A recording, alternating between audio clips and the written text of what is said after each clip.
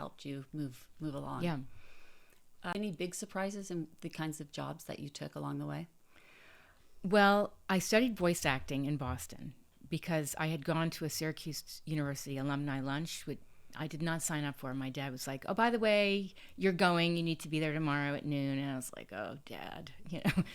And I went and I met an actress. She was probably in her 70s, and she says, "You are clearly unhappy in your work." And I said, "I really am." She said, "Why don't you, explore other things? You're young." And she told me what she did. And I said, "Voice acting is something I've always wanted to do." She says, "Great." She took out a piece of paper, wrote the name of her acting teacher, and she said, "You're to call her today, and then call me to tell me you called her." So I did. And I studied with this woman for 8 years. And it was life-changing because I don't know about you, but there are times when I've been very insecure in my life and I needed to kind of work through stuff. And it was like therapy, taking a lot of voice acting. So when I landed here, I started getting booked on voiceover roles because I had trained, but it wasn't a way for me to make a career, and I was looking for other things.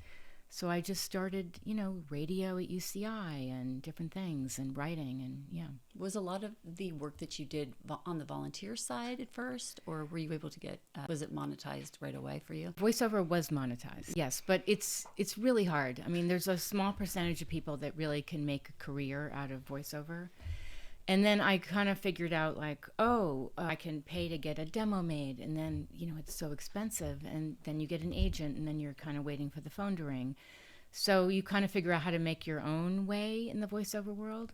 But I even took a job as a puppeteer at one point through Backstage West, and it was really cool.